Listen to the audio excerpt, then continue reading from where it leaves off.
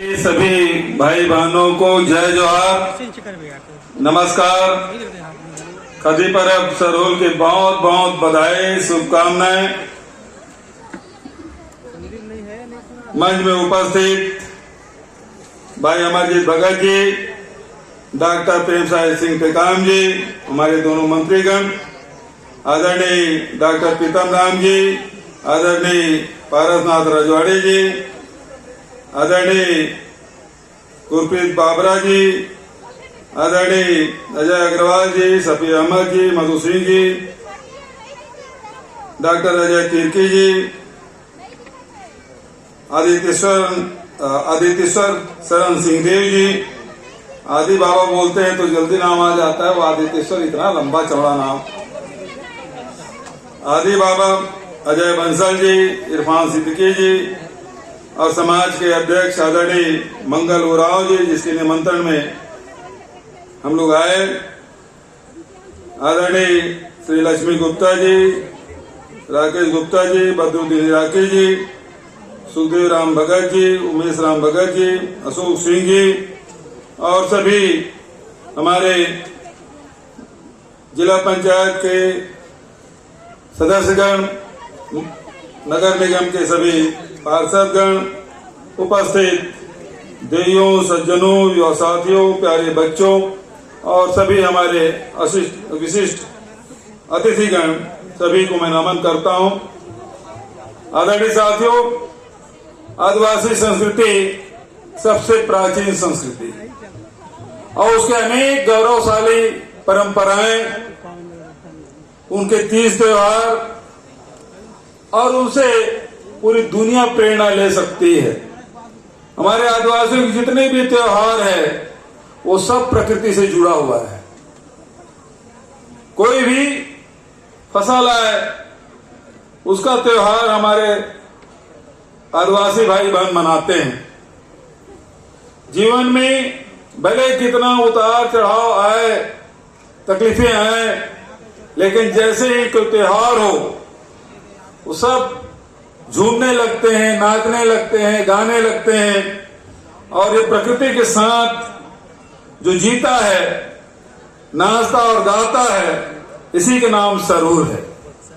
आदरणीय साथियों, हमने इसीलिए छत्तीसगढ़ के 30 त्योहारों में खासकर हरेली है, तीजा है, विश्व आदिवासी दिवस है, कर्मा जयंती है, छेरछेरा पुन्नी है, छठ पर्व है, इसके हमने छुट्टी की घोषणा की।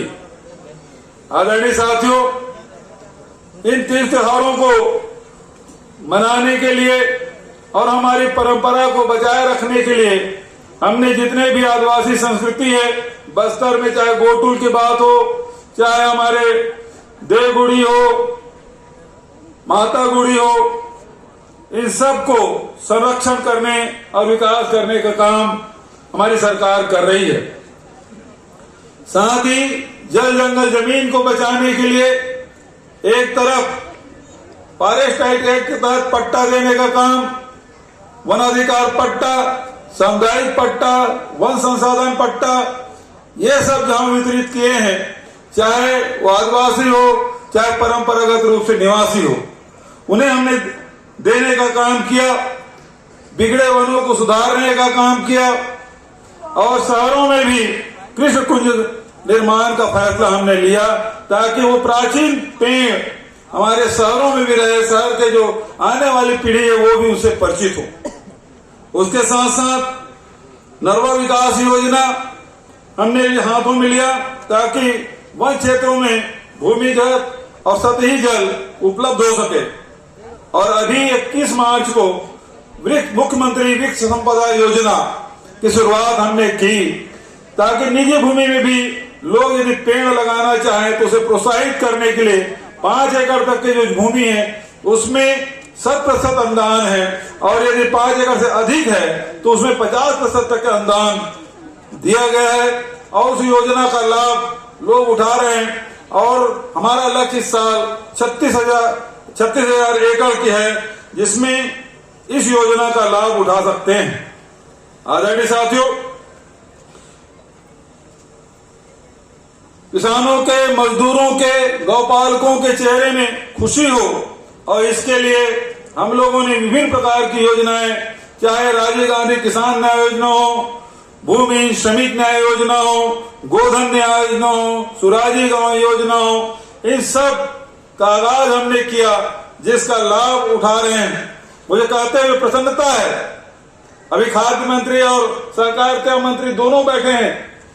एक, सोसाइटियों की संख्या में वृद्धि की है, तो दूसरे तरफ बारदाना की व्यवस्था और धान उठाव की व्यवस्था दूसरे मंत्री ने की। और इस साल रिकॉर्ड 2017 में जितना किसान धान बोते थे, इस साल उससे दुगुना 12 लाख था, बढ़ के 23.5 लाख किसान। 22 लाख हेक्टेयर में खेती होती थी, इस साल 32 लाख हेक्टेयर। और उसके साथ साथ कहा 55 लाख मीट्रिक टन धान खरीदी होती थी, अब इस साल 107 लाख मीट्रिक टन। मतलब सभी क्षेत्रों में 4 साल में ये कृषि का रकबा और साथ ही किसानों की संख्या और उत्पादन, इसमें गुणात्मक सुधार हुआ है और दोगुना के आसपास ये संख्या बैठती है।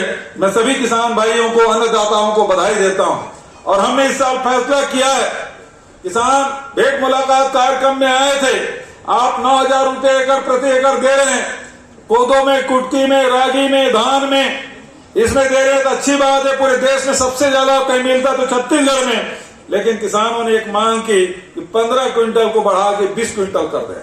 और हमने इस बजट सत्र में घोषणा फैसला किया कि किसानों के धान प्रति एकड़ 20 क्विंटल खरीदा जाएगा। इससे निश्चित रूप से किसानों के आय में और वृद्धि होगी। और उसके साथ साथ भूमि श्रमिक न्याय योजना पूरे देश में पहला राज्य है जहां ये लागू है। मजदूरों को भी 7,000 रुपया। अब तो नगर पंचायत क्षेत्र में भी हमारे भूमि श्रमिक है, उनको भी 7,000 रुपया देने का हमने फैसला किया। इस साल बहुत दिन से आंगनबाड़ी के कार्यकर्ता, मितानी, सहायिका ये सब मांग कर रहे थे, उसके भी मानदेय में वृद्धि हमने की। जितना नहीं सोचे थे 6,500 से बढ़ा के 10,000 रुपया कर दिया। 3,2500 रुपया था, उसे 5,000 रुपया कर दिया। 4,000 है, उसे बढ़ा के 7,000 रुपये कर दिया। उसी प्रकार से कोटवार है, पटेल है, इनके भी मानदेय में हमने वृद्धि की। और जितने भी हमारे ग्रामीण क्षेत्र, अनुसूचित क्षेत्र में जो पुजारी हैं, उनको भी मानदेय देने का हमने फैसला किया है। आदरणीय साथियों, इस प्रकार से किसानों के, मजदूरों के साथ साथ हमारे नौजवान साथी हैं, इस साल हमने फैसला किया कि जो बेरोजगारी भत्ता देने का पिछली सरकार में जो आय की सीमा थी 11,000 किया था, हमने बढ़ा के उसको 2.5 लाख कर दिया।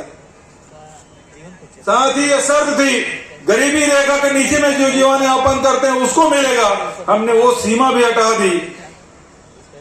पहले आपको आवेदन करने के लिए जनपद कार्यालय में जाना पड़ता था, अब हमने उसे भी हटाकर ऑनलाइन घर बैठे आप आवेदन कर सकते हैं। और कहां 300 रुपया मिलता था, उसे बढ़ा के हमने 2,500 रुपये कर दिया। पूरे 15 साल में रमन सिंह जी ने 1,000 नहीं, केवल 100 करोड़ रुपया वितरित किया शिक्षित बेरोजगारों को। और हमने इस साल के बजट में ही 250 करोड़ रुपया रखा है। इस प्रकार से एक और जो बात है, गरीबों के लिए लगातार बात की जाती है, करते कुछ नहीं है। आवास के लिए कितना आंदोलन किया, लेकिन मैं इनसे कहना चाहता हूं कि 2011 में जो जनगणना हुई थी, जो आर्थिक सर्वेक्षण हुआ था, उसके बाद ये बंद हो गया। 2021 में नहीं किया तो जो नए हितग्राही हैं उनको किस प्रकार से लाभान्वित किया जा सकता है। भारत सरकार को हमने पत्र लिखा, प्रधानमंत्री को पत्र लिखा, लेकिन कोई फैसला नहीं हुआ। तो हमने फैसला किया 1 अप्रैल से सभी गांवों में जाके हितग्राहियों के आर्थिक सामाजिक सर्वेक्षण किया जाएगा। गैस सिलेंडर का उपयोग हो रहा है कि नहीं हो रहा है, शौचालय का उपयोग हो रहा है कि नहीं हो रहा है, और साथ ही उसके पास आवास है कि नहीं है। यदि आवासहीन है और वो पात्र रखते हैं तो उसको भी मकान दिया जाएगा क्रमबद्ध ढंग से। इस साल बजट में हम 3,200 करोड़ रुपए का प्रावधान किया है तो यह आने वाले समय में उन गरीबों को भी इसका लाभ मिल सकेगा। नौजवानों के लिए जहां एक तरफ बेरोजगारी भत्ता तो दूसरे तरफ rural industrial park 278 rural industrial park की शुरुआत हमने की है, हर ब्लॉक में 2। अब तो नगर पंचायत, नगर पालिका, नगर निगम क्षेत्र में भी जहां हमारे पास जमीन उपलब्ध है उन क्षेत्रों में, शहरी क्षेत्रों में भी हमने अर्बन इंडस्ट्रियल पार्क बनाने का फैसला किया है, ताकि शहर के हो चाहे गांव के हो, जो नौजवान उद्योग लगाना चाहते हैं, छोटे मोटे लगाना चाहते हैं, उन सबको सहयोग करेंगे।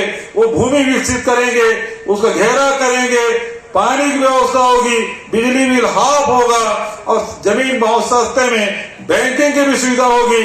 उसमें जो लोन लेंगे उसमें कम ब्याज में उसको ऋण मिलेगा। इस प्रकार की व्यवस्थाएं हमने की है ताकि नए रोजगार के अवसर मिल सके। आदरणीय साथियों, गौठान के बारे में, गौठान जब शुरू किए थे तो बहुत मजाक करते थे, गोबर को राजकीय चिन्ह बनाने की बात करते थे, लेकिन आज गौठान हमारे 9,000 से अधिक गौठान बन चुके हैं, 5,500 से अधिक गौठान स्वावलंबी हो चुके हैं। अब सरकार गोबर खरीदने के लिए पैसा कम देती है बनिस्बत के जो गौठान स्वावलंबी हो गए उसकी राशि अधिक है, और अभी तक के गौठान समितियों के माध्यम से 49 करोड़ रुपया का वितरण किया जा चुका है। और इसलिए जो स्वावलंबी गौठान है उसके जो अध्यक्ष हैं उसको 750 रुपया और जो सदस्य हैं उसको 500 रुपया देने का हमने फैसला किया है, मानदेय देने की घोषणा की है। मुख्यमंत्री कन्या विवाह योजना भी शादी ब्याह का समय है, पहले 15,000 रुपया मिलता था, हमने बढ़ा 25,000 किया और इस साल उसे बढ़ाकर 50,000 रुपया कर दिया है। स्वास्थ्य के क्षेत्र में अनेक कदम उठाए, जहां मेडिकल कॉलेज पहले जब छत्तीसगढ़ बना तो केवल एक था, योगी जी जब मुख्यमंत्री बने तो बिलासपुर में दूसरा खोले, रमन सिंह 15 साल रहे, केवल 4 मेडिकल कॉलेज खोले, और अब हमारे सरकार में 4.5 साल में आप देखेंगे 8 मेडिकल कॉलेज हमने खोल दिया है, ताकि डॉक्टरों की कमी ना हो। जिला अस्पतालों को मजबूत बनाने का काम किया है। श्री धन्वंतरी योजना जिसमें 40% से लेकर 72% तक के छूट सब्सिडी मिल रही है, सस्ती दवाइयां मिल रही है, और ये ब्रांडेड कंपनियों की दवाइयां हैं, और उसमें अभी तक के लोगों ने 100 करोड़ रुपया का लाभ पाया है। और उसी प्रकार से हाट बाजार क्लिनिक योजना, मलेरिया मुक्त छत्तीसगढ़, इस प्रकार के अभियान हमने चलाया है जिसका लाभ आम नागरिकों को मिल रहा है।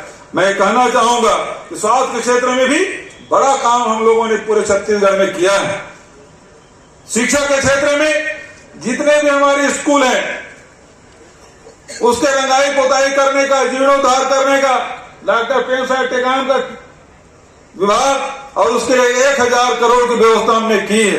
पोताई केवल उसी से होगा जो प्राकृतिक पेंट है उससे पोताई की जाएगी, और साथ ही साथ जितने भी स्कूल है उसके मरम्मत, और स्वामी आत्मानंद अंग्रेजी स्कूल 279 खुले थे, इस साल बजट में 101 नई स्वामी आत्मानंद अंग्रेजी स्कूल खोलने का भी फैसला हम लोगों ने किया है। प्रयास यही है कि स्वास्थ्य के क्षेत्र में, शिक्षा के क्षेत्र में, रोजगार के क्षेत्र में और संस्कृति को बढ़ाने के लिए निरंतर हमारा प्रयास है, ताकि हमारी अपनी पहचान, छत्तीसगढ़ की जो पहचान है वो नक्सलगढ़ के नाम से नहीं होना चाहिए। छत्तीसगढ़ की अपनी विशिष्ट पहचान है, बोली है, भाषा है, संस्कृति है, तीज त्योहार है और यहाँ के रहन सहन है। आज पूरी दुनिया में इसकी चर्चा हो रही है।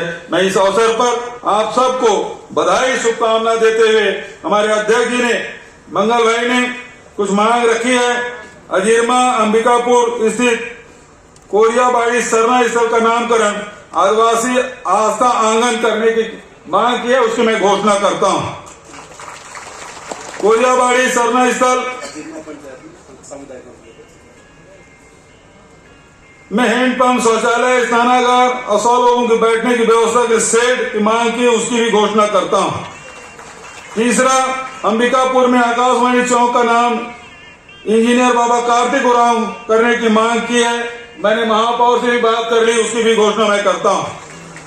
और ओपी अग्रवाल जी के नाम से क्या ऑक्सीजन पार्क की मांग उन्होंने की है, इसकी भी घोषणा करता हूं। और आखिरी में हमारे मंत्री जी ने कहा सामुदायिक भवन अजीरमा ये तो 25 लाख की मांग की है, उसकी मैं घोषणा करता हूं। इन्हीं शब्दों के साथ सरू के पर्व की बहुत बहुत बधाई और शुभकामना देते हुए, आज हनुमान जयंती है, पूरे देश भर में बहुत श्रद्धा पूर्वक हनुमान जयंती भी मनाई जा रही है, उसकी भी बधाई और शुभकामना देते हुए अपने वाणी के विराम देता हूं। धन्यवाद। जय हिंद, जय छत्तीसगढ़, जय छत्तीसगढ़। धन्यवाद महोदय। जय धर्म, जय चाला, जय महादेव पार्वती, जय सरना और जय जम्मो पहुना बनकर। और अब इस कार्यक्रम की मानस पटल पर अंकित रहे, हम स्मृति चिन्ह के लिए सादर आमंत्रण दे रहे हैं। मंगल उरांव जी को आप स्मृति चिन्ह प्रदान करें। माननीय मुख्यमंत्री श्री भूपेश बघेल जी को श्री मंगल उरांव जी से पुनः निवेदन, आप